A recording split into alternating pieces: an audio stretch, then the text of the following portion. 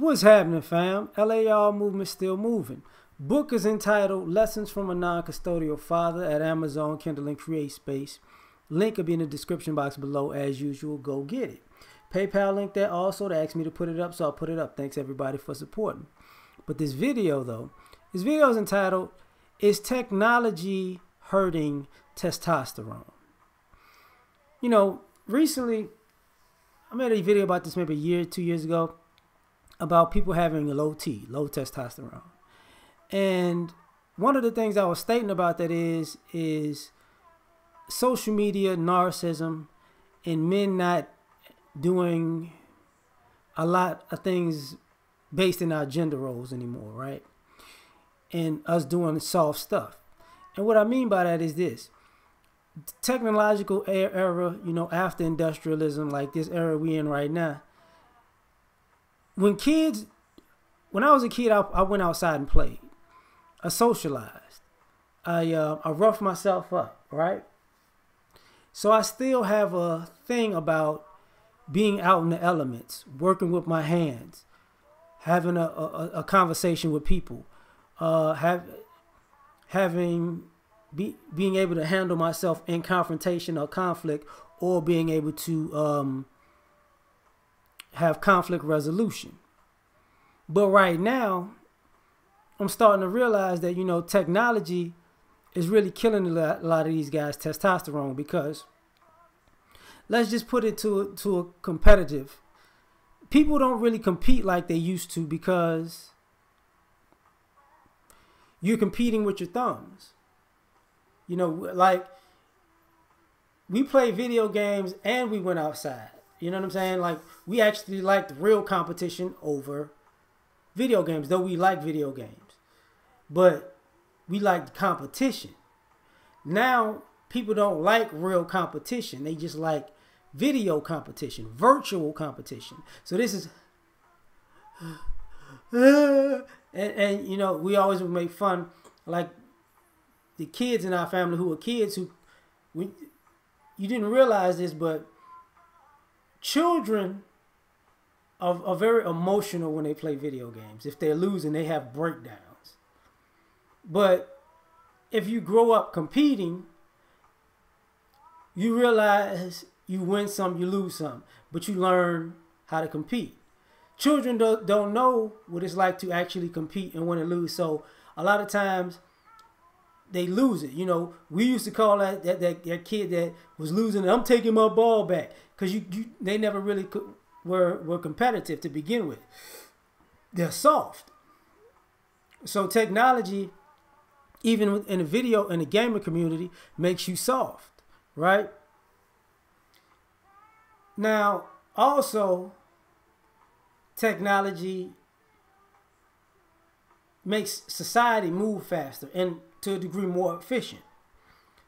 But there's something about having all of this information at your fingertips that I realize. A lot of people have a serious aversion to how-to type of information, or information that will make you work hands-on. They have an aversion to that. So it's let me get somebody else to do it. So over time, your testosterone is dying, because you are not building and creating and maintaining anything, because you're outsourcing all of your work, and thus you're outsourcing your testosterone. So you're really not doing anything that makes you productive. You know, technology is making men less productive. Now, don't get it twisted. There's a segment of men there are a lot of blue collar men. There are a lot of blue collar guys out here. I'm a blue collar guy, to be perfectly honest. So I know there are a lot of brothers out here. But we also know of guys who work in buildings and offices, and you know, it's too hot outside, I can't do it. It's too cold outside. It's raining. Oh, it's foggy. Like, people like us like, okay. Yeah, it's the elements. You know what I'm saying? Like, What is the big deal? That's a problem. And I think that part of technology is killing guys' testosterone. Um, Exercise. I find it funny that the more I get on social media, the more I notice fitness people, they want to be aesthetically, they want to be like bodybuilders. Nothing's wrong with being like a bodybuilder, but they have muscles for aesthetics. Like some people, you have a natural body and you build up your body building or body sculpting. They're focused on their body. And that's a great thing, actually. That actually helps your testosterone. But you come to learn over time that these bodies are not functional. See, some of y'all don't realize this, but when you think about, Arnold Schwarzenegger, Lou Ferrigno, Lee Haney, and back in that era of bodybuilding, they were also power lifters. They weren't just bodybuilders who was sculpted bodies. They were actually power lifters too. Like they would do the bodybuilding competition and have a powerlifting competition. So these guys, those muscles were functional and not just for show. And you find yourself looking around where people are so narcissistic that they're doing everything for looks, but they can't use their bodies. And that's a problem. So you may be eating healthy, you may be working out healthy, but there are people who still suffer from low testosterone because their muscles aren't really functional. They're just to look pretty. That's a problem. Contrary to popular belief, professional athletes are a lot of them don't have sculpted bodies. They have muscular bodies that are built for usage. They're not like just super muscled up because you can't function with those type of bodies. You need some fat. You need to stretch. You need, you're going to be muscular, but if you can't catch a cramp, like the way bodybuilders catch cramps, because if they catch a cramp, it just goes from one place and it then blocks up the whole body to a degree. Athletes can't do that because you need to use all those muscles. So you have to be able to work within having breakdowns in your body, But that's the other thing about the mentality is different. See, technology allows us to not use our mind as much. I still feel ashamed that I don't know a lot of numbers by heart anymore. Like my mental, I know now. Can't do it no more. I can do it, but I don't do it.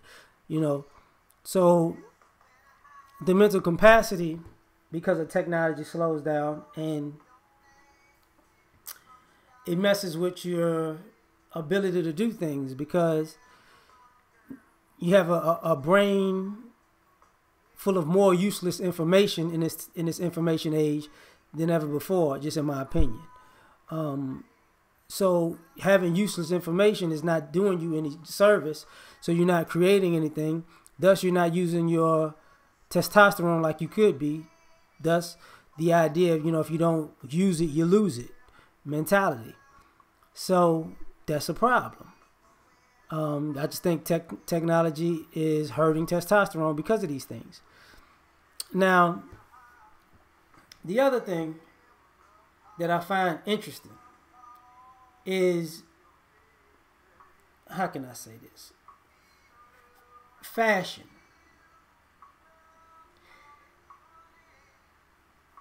There's been more narcissism and shopaholic men in the last 10, 15 years than I've ever even seen or heard about in my life. And even my grandparents and great grandparents, they weren't accustomed to seeing men like overly shopping like this, being fashionable. And I think part of, and don't get it twisted, back in the day they used to tell you, you need to have a suit, you need to have clothes for certain activities. You need a couple of suits. You need to have a black pair of shoes, a gray pair of shoes, a brown pair of shoes, maybe a blue and a white. You know what I'm saying? But to conduct your day-to-day business, right? But all of this being extra, they didn't, everything was classic at the time. And the reason I bring it up is because a lot of guys have become pretty boys, and pretty boys are notoriously known for not really having aggression. You know, they've been more feminine. So if you act more feminine, you're going to have lower testosterone. And a lot of times, guys who are too fashionable act feminine. Now, and that affects their testosterone, and they spend more time shopping than they do working on themselves in other areas. Now, the other thing about that is, you know, a lot of guys are raised by women and they take on feminine traits. So in this era, they learn how to take care of themselves and pamper themselves like women. Thus, they use technology to make them softer, not harder. And problem, you know what I'm saying? So I think technology is killing testosterone one way or the other. I'm going to stop right here because I don't feel like being on here all day. And, you know, there's things I've left out and I know I did. So catch you on the next one. Peace.